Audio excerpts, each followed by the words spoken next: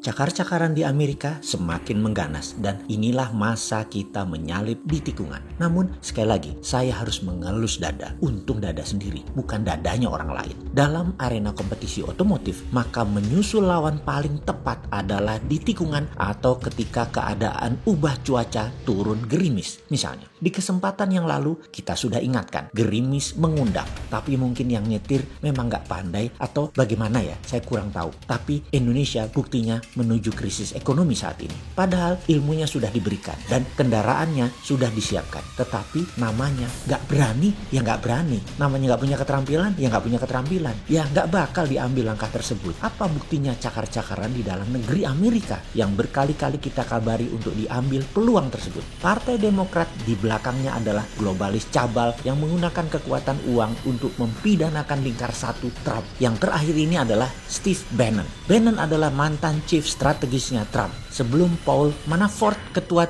tim ses Trump, Michael Cohen, ahli hukumnya Trump, sebelumnya lagi Michael Flynn, ketua National Security Advisor, dan Roger Stone, penasihat politik Trump sejak lama, semua dengan kasus ecek-ecek kecil nilainya, tapi hal ini menggemboskan kekuatan Trump. Tangkap menangkap telah dan akan terus terjadi hingga November. Ini antara pendukung Trump dan pendukung globalis cabal Demokrat. Setelah Bannon ditahan, maka dalam waktu dekat ini pihak CIA dan FBI pada saat pemerintah Obama akan mulai ditahan dan disidangkan melalui tuntutan Jaksa Agung Barr. Setelah investasi kejaksaan yang dipimpin Durham selesai, ini bisa benang merah yang menggeret ke Joe Biden. Alasan penahanan Bannon karena penggelapan hanya ratusan ribu dolar. Itu pun kasus sumir. Efeknya terhadap kampanye Trump, setidaknya penahanan ini Bannon tidak bisa leluasa untuk membantu kampanye Trump hingga November ini karena disibukkan dengan persidangan. Bannon adalah kaki tangan gerakan bawah tanahnya Trump. Di sini, mengapa Sontoloyo selalu menceritakan tentang the tale of two country, perang Amerika Tiongkok ini? Karena ini adalah pelajaran cara cerdas bernegara kelas dunia. Sebagaimana janji Bosman akan membuat 1000 video tentang cara cerdas bernegara agar anak muda generasi milenial dan generasi Zoomer,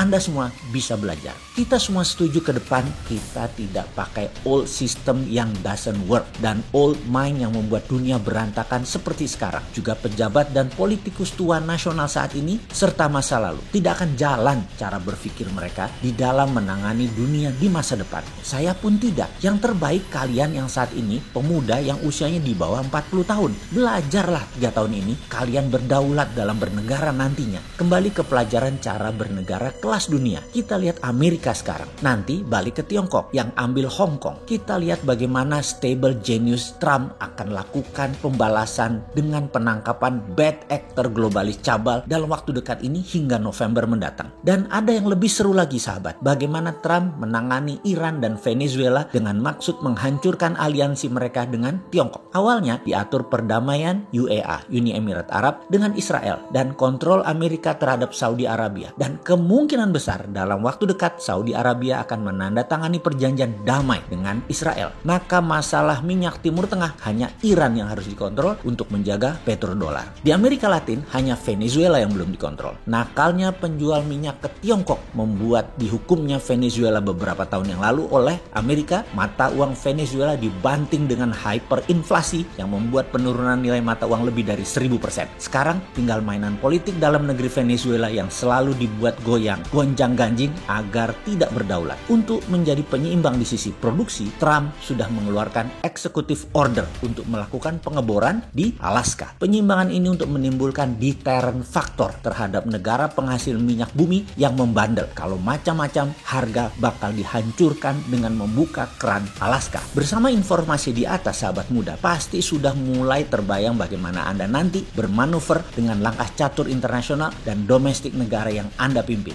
Anda, kaum muda saat ini yang usianya di bawah 40 tahun adalah new mind. Yang ada saat ini di banyak pejabatnya, terutama pejabat yang berpengaruh pada tetua-tetua yang gak punya nyali untuk ambil kesempatan itu all mine. Bahkan di sisi seberang, beberapa kelompok oposisi yang tua-tua juga sama. Mereka all mine dan kita semua sependapat. Old mine doesn't work. Anda yang new mine yang pasti bisa menguasai dunia ke depannya, Anda adalah pemimpin melalui jalur konstitusi. Jangan berharap ke tetua-tetua termasuk orang seperti saya. Anda yang memimpin, kalian yang mengatur Indonesia. Pakailah sedikit ilmu Bosman ini. Bagian dari rencana besar Indonesia ke depannya. Bener deh, kalau diperhatikan saat ini pengelola negara terlalu inward looking. Tetapi itu pilihan yang kita harus pahami. Bukan untuk disalahkan, tapi diingatkan bahwa masalah COVID-19 itu adalah masalah outward looking. Juga dengan perkembangan ketegangan geopolitik di kawasan khususnya Laut Natuna Utara, manuvernya masih berposisi miring ke Tiongkok dan ini ketahuan lagi. Ini yang kita sering ingatkan atau sering teriakkan. Ayo susul Amerika, ayo hajar Tiongkok, ayolah